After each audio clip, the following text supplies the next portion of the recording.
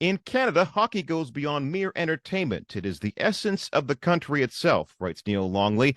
In A Whole New Game, his third and latest book, The Economist charts a series of business decisions across a 15-year span from the late 1960s to the early 1980s that changed the game of hockey in Canada. Those decisions continue to affect the way the sport is played and consumed to this day.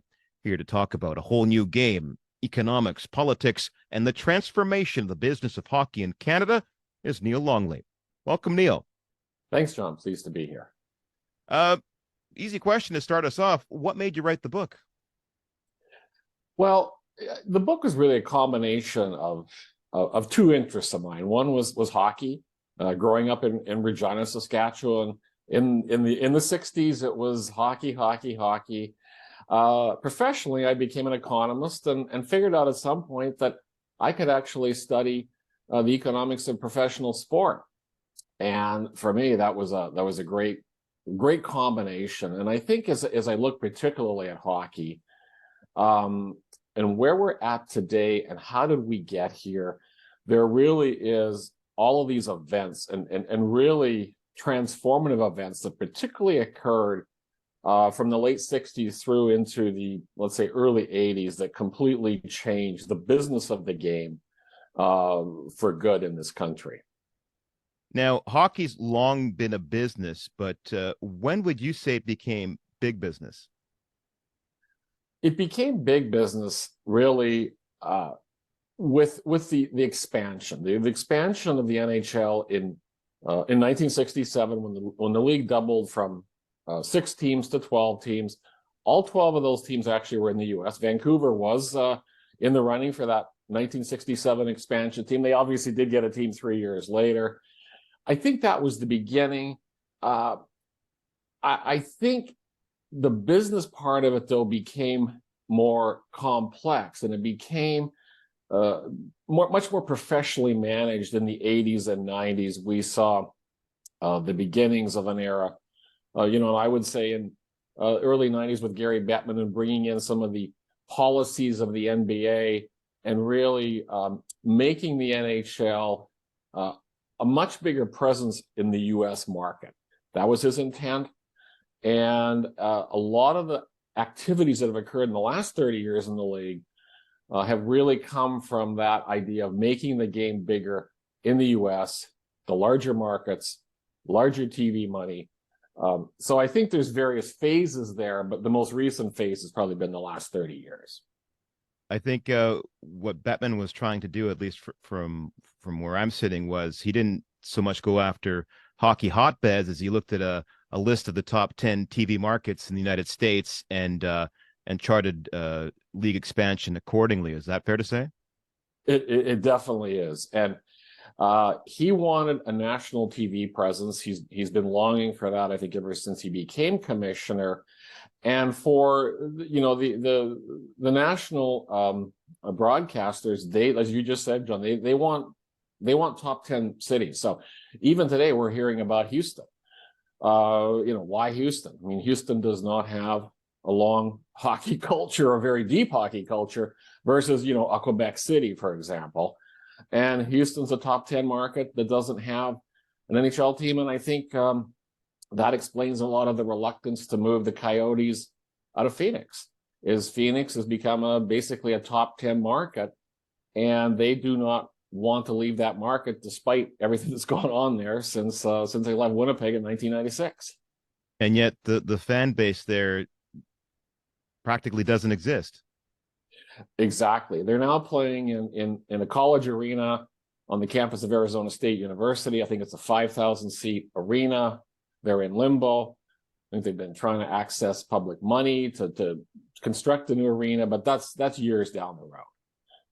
Now, at a certain point, hockey stopped being a Canadian game, and one can debate when that began. You draw the parallel of European countries that control their individual professional soccer leagues. When did Canada lose control, if it ever had it, of the game of hockey? It lost control back in the 1920s at some level when its first expansion in the U.S. markets with the Bruins in Boston. But I think it really began to lose more control in the late 40s when the NHL essentially took over the Canadian Amateur, what was called the Canadian Amateur Hockey Association at that time. A lot of amateur clubs in Canada were in deep financial trouble. The NHL came in, bailed them out, took over these clubs, and essentially they were sort of pawns, the amateur clubs of the NHL, for the next 20 years. And then, of course, with the expansion, as we had referred to earlier in 67, and then the subsequent expansions, most of which were bypassing Canada. And we have to remember that the Oilers and the Nordiques, the long gone Nordiques, and the original Winnipeg Jets all came out of the World Hockey Association, a rival league in the 1970s. So those were not cities that the NHL was really intending to expand to. They wanted to get rid of the WHA. They were providing significant competition in the players market, and they said, "Okay, we'll let you in." So those cities were not really on the radar. So I think it's been a long process, but I think under the current era, as we said a few minutes ago, with the focus on U.S. TV markets, big markets, even capturing a small percentage of the population in those areas, that's, I think, where we'll continue to see the focus heading. Now, you start the book off with the infamous 11-1 drubbing the Montreal Canadiens took at the hands of the Detroit Red Wings in 1995, a game I remember watching as a kid or a younger man, what you called the bottoming out of a once great pro sports dynasty. Why start there? Is that sort of a microcosm for Canadian hockey in total? It is, and for some of your younger listeners may not realize that the Montreal Canadiens, pre-late 1960s, had priority access to French Canadian players in the league. There was no draft system. So essentially, most of the Francophone players stayed at home, played for the Canadiens. A few got away, but most of them did not. So the Canadiens dynasties of the 50s, 60s, and really through the late 70s were significantly predicated on this Francophone talent. And it was really, in my mind, whether you're a Canadiens fan back then or not, it was really a very unusual situation in North American sport where you had a social and cultural community that was that intertwined with a sport club. You see that a lot in Europe, but you rarely see that here in North America. So the draft era ended that. And it took, a decade or so for that to flow through. But the Canadiens, who, again, whether you were a fan of the Canadiens or not, were a cultural icon. And they were because they were this linked club community, this connection. And now, in many ways, from a business perspective, they're simply like any other team. And again, I think younger listeners probably don't realize just how dominant the Canadiens were in Canada and really in hockey in general. So yes, I do think that was it was well after the draft ended, but I think it was kind of the place where we said that's truly the end of any Canadiens mystique. Now, another interesting parallel you draw, and it's that intersection again of business, sport, and politics, is during that chapter on the Battle of Alberta when you chart the advent of the World Hockey Association in the early 70s with the rise of the Peter Lougheed government in Alberta, as both could be seen as a reaction to the Eastern establishment, both in hockey and politics. Do the similarities end there? I think I think it was a time and place, and it truly was the emergence of a new mindset in Alberta. There was the issues over resources. It was the National Energy Program, which the Pierre Trudeau government had introduced in that era, that caused a lot of concern in Alberta. And as we said earlier, Alberta was really not on the radar for any major professional hockey league, and so the Oilers really were the flagship there. I think things have changed over the past 30, 40 years here. And I talk in the book, as you know, John, about the two Alberta franchises now, who even the Oilers, despite Draisaitl, Connor McDavid, are still struggling, and with the Flames, have seen some players depart pretty early in their careers that were high-profile players. So I do question whether Alberta as a province is no longer quite as forceful in the Canadian political context, perhaps, as it was back in that era. And I think, again, the Oilers and the Flames are kind of just like any other team, but they were so representative back then, in my mind, of the politics. And while they came from very different avenues, I think the mindset really carried over to putting Alberta much more on the map. Well, today the NHL is up to 32 teams, seven of those Canadian, 2 of those in Alberta. Do you see a day when more Canadian franchises could be added, either by expansion or relocation? Right. I think that to answer that question, we have to think about the NHL as economists. We see it as a monopoly. It's what's called the closed league monopoly. So there's 32 franchises. And generally, scarcity is the friend of the NHL. They could probably add 16, 20 more clubs, but that would overall, long term, probably diminish the returns of the league.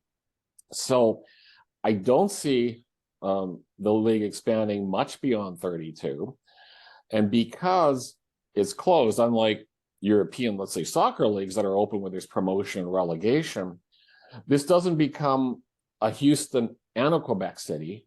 It often will become a Houston or a Quebec City.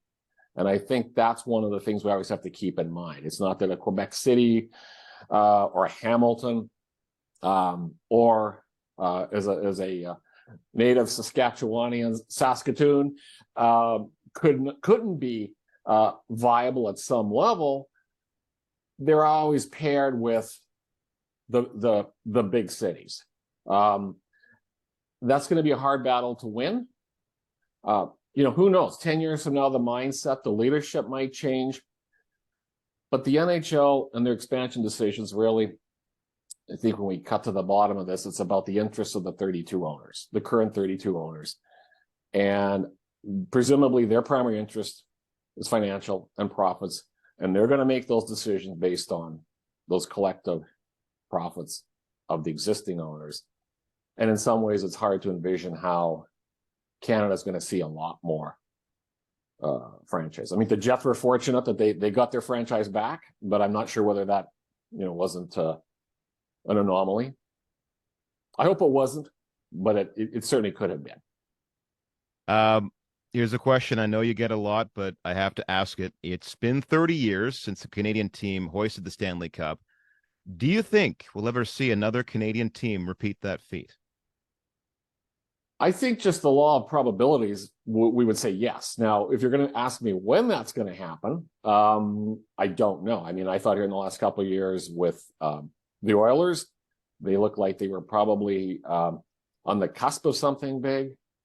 I think one thing that has changed a bit, John, is that we've had a hard salary cap in the NHL since 2005. So that has provided at least some measure of balance. I certainly think that the large market clubs in the U.S. have more resources when it comes to a lot of things other than payroll.